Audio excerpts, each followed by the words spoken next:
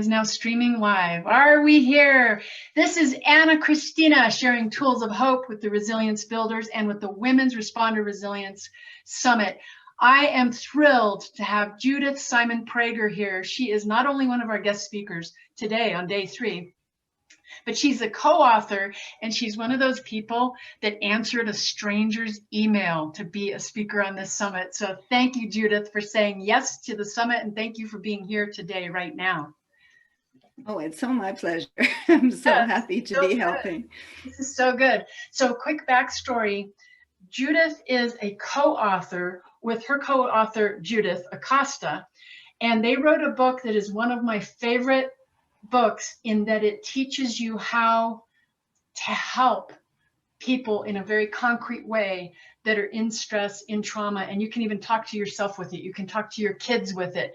You can talk to your clients or your patients, your loved ones, using these tools. And she's here today to drop a gem regarding verbal first aid and how we can use it to help ourselves, but mostly helping people around us, right? Absolutely. Well, all of it, how, what we say, what we think, the pictures in our mind have effect on our bodies, our memories, our sense of what is a trauma and what isn't a trauma. You know, it depends on how the rescuer talks to the person they find. And it's so wonderful that first responders and advocates are now learning that what they say when somebody is an extremist, when somebody, and you know, when somebody is recounting a trauma, they are there again. They are in it again. So it's as if you're encountering them in the trauma, and what you say can help set a course for recovery, even then, even when it's late, even when they can see it a different way. And there are words and ways to say them that make that difference. And I've gone around the world, as you know, Ana-Christina. I've been in China after a terrible earthquake. They killed 80,000. I've been in Sweden and those people who work with refugees in Africa. And I've been in England teaching each osteopaths how to do this language. And it's so simple. It's so simple because it relies on rapport, on compassion, on our hearts.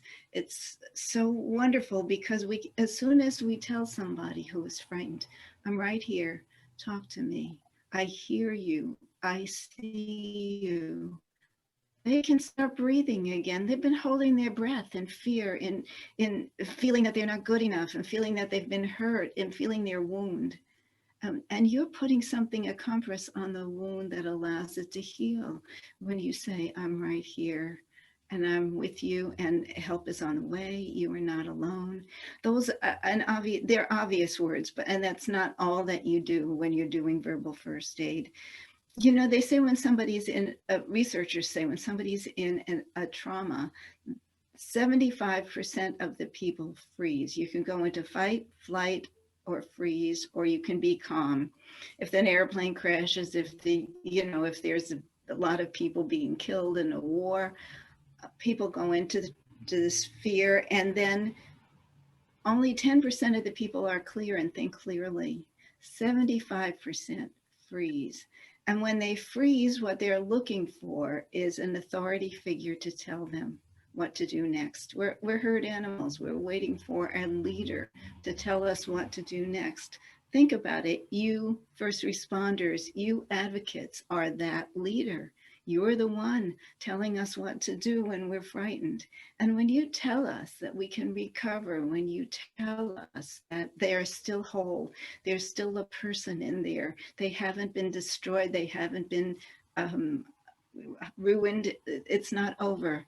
We see them, they are there, they can recover. When you tell them that, it's like a hypnotic suggestion because they're in a trance. And you've probably noticed it, you first responders especially have probably noticed when you come upon somebody in an accident or in a crisis that they're not in their full mind, they're not in their conscious mind.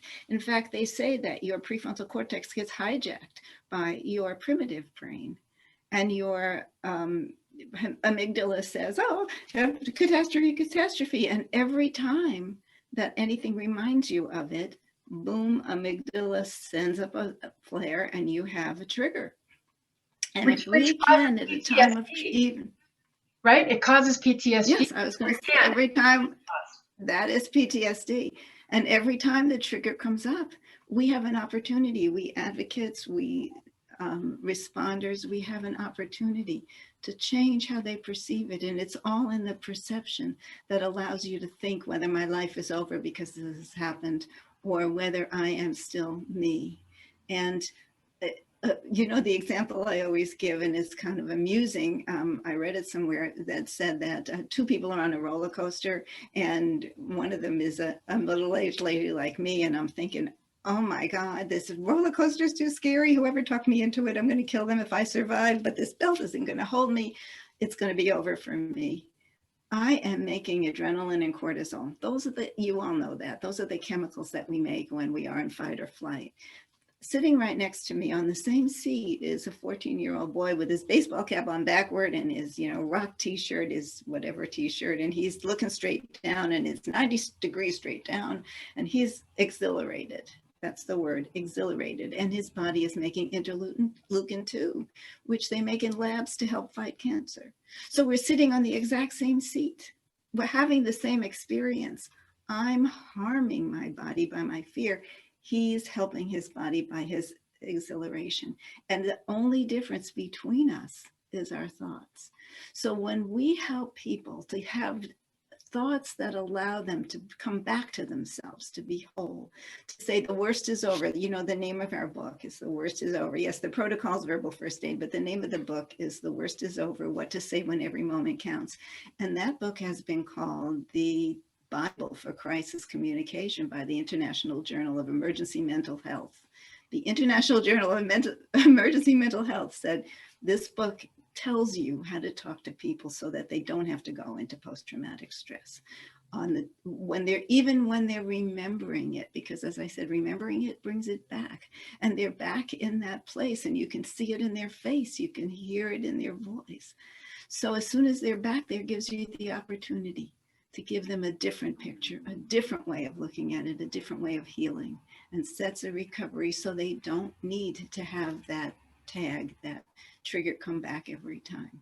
We can help people. We can help them in so many ways, and with our words and the pictures and their own imagination, that it's so important that we do this. And when we do this, we are saving one person at a time, and you are the people who can do it, and we know you can. And then you can help yourself, because every time you do this, I want you to tune into yourself and say, this is my work, this is what I do. I am blessed to be able to do it, to bring it to other people, and I can bring it to myself too. Every time I find myself feeling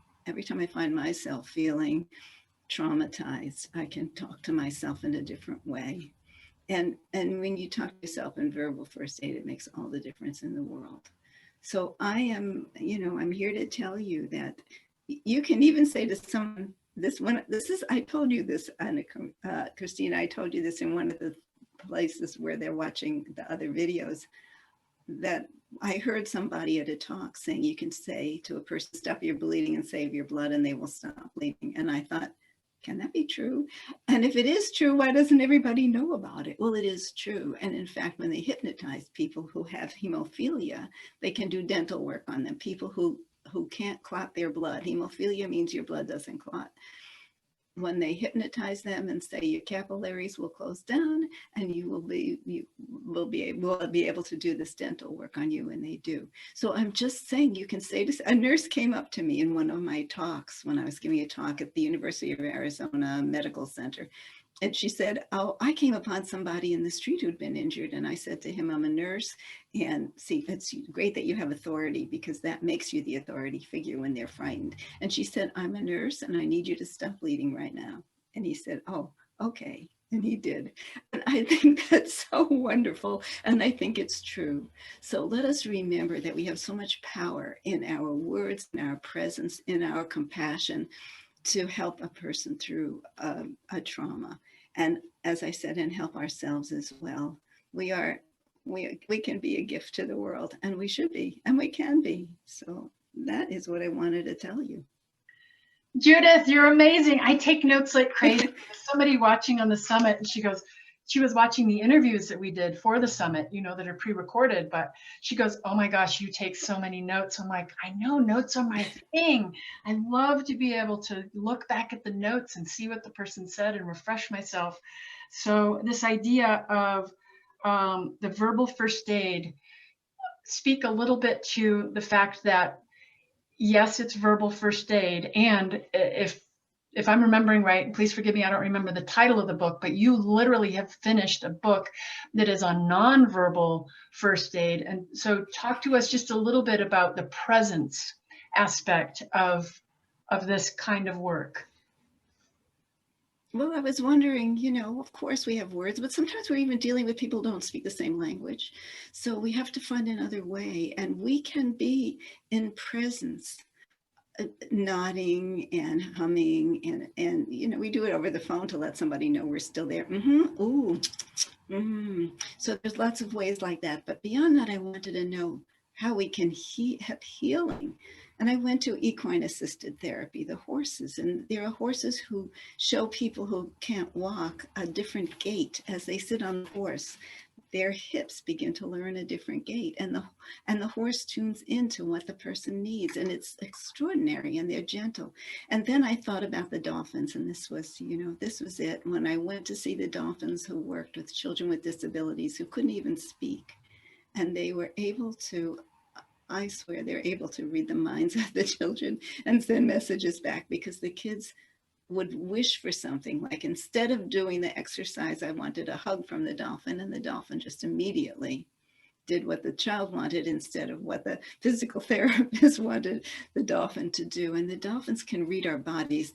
They send out echolocation, and a picture comes back because their visual and their oral, the sound, are combined in their nervous network. So they send out and they get a picture. They can see when a woman's pregnant. They really love that. They can see when we have metal implants in our hips, and they think that's funny. They can read us. And that way they can tune into what we need. And scientists say that dolphins are, what's the word?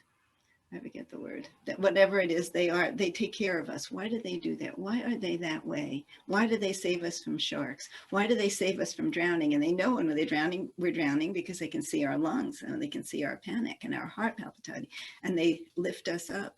Why do they do that? They do that because they know we're all connected somewhere, that all of us are in this together. That's why they beach themselves sometimes when other dolphins are beached. They understand a certain level of connectedness because they can read us, and they read us as one with them. And so I did that because that was wonderful. I wrote a book called What the Dolphin Said. And by the way, I just wanted to remind everybody that I did that during COVID. When it first started, I did a website that they can find on my judithprager.com website. And it's called Getting Through, and it's got all kinds of emotional resilience techniques on it. I asked all my magical friends, all my friends who do wonderful things to help you calm down, and to help you help your children calm down, and to help you exercise when you're stuck in, and all kinds of things. And I asked them to do little 3-minute videos and little talks. And I put together this giant website that isn't me. It's a little of me, a little verbal first aid, and a lot of everybody else. And it's called Getting Through. And the link is on my judithprager.com website. So it's just, you don't even. Here. It's on the description attached to this Facebook Live. And you don't even have to sign in. I'm not collecting names. I'm not doing anything. I just asked my friends, what can we do? What can we do to help people be calm and find themselves and gain resilience? And they said, oh, I have a technique, and I have a technique. And I said, put it on. And so it's there. It's another way after this conference where you see all the long explanations and all the long examples that Ana-Christina has gathered for you so brilliantly. You want some quick hits on how to have resilience, read the website or visit the website. Absolutely, and it's listed in the speaker notes. It's listed with your speaker bio, and it's listed on the live day today, live day 3, which happens to be the day that your interviews. You have 2. One of the interviews is verbal first aid for ourselves, so for our well-being, and then the second session is verbal first aid for your patient, your client, out in the world. And by the way, suicide is one of the things I deal with. It's not, you and I didn't particularly talk about it, but when I work with, for example, 911 operators or dispatchers, or when I work with the military, whoever I work with, suicide is an issue. And I have certain, verbal first aid ideas about it. Nobody can tell somebody what to do and how or not to end their lives. But there are ways to talk to people going through that kind of can bring them back to themselves, which is, what happens. You think, what do they say? Suicide is a permanent solution to a temporary problem. You don't need the permanent solution. You can't come back after that. So we want to be helping them to get through the temporary problem. 100%, 100%. Judith, thank you for taking time out of your day. Judith is an international speaker, international trainer, and she was gracious enough to say yes to some stranger emailing her. She's done some incredible interviews for the summit, and she volunteered to come here today to spend her lunchtime literally with us right now. So Judith, I thank you. Again, Judith's book is written with Judith Acosta, so 2 Judiths. And it's called The Worst Is Over. Verbal first aid to calm, relieve pain, promote healing, and save lives. And it has incredible stories in here that sold me 10 years ago. So if you told me 10 years ago that I would be sitting here talking to the author of this book that I love, I never would have believed it, and it's happening now. Let me just say thank you, Ana-Christina. You can't even believe, all of you who are listening to me, how much work she put in behind this, how much her soul and her heart and her weak little body, her tiny little shoulders has been holding all of this up. And because I know, and I just want to thank you on behalf of everybody who gets to receive this important information. Thank you for putting this together. You are welcome, and everybody watching is welcome, and everybody that got to go to the summit and get some seeds of resilience. So Judith, I want to thank you and honor you for being here. Thank you very much. I appreciate it. Thank you. Appreciate it. All right, this is Ana-Christina in Denver, and we are sharing tools of hope with the Resilience Builders, because here's the deal. When we get resilience tools that we use, right? Not just getting the tool, but using the tools that work for you, it helps you to get your life back. And what that means is that you can then continue to speak healing. You can continue to make a difference, and you can continue to be the light in the darkness. This is Ana-Christina, and we'll see you in the next video. Thank you.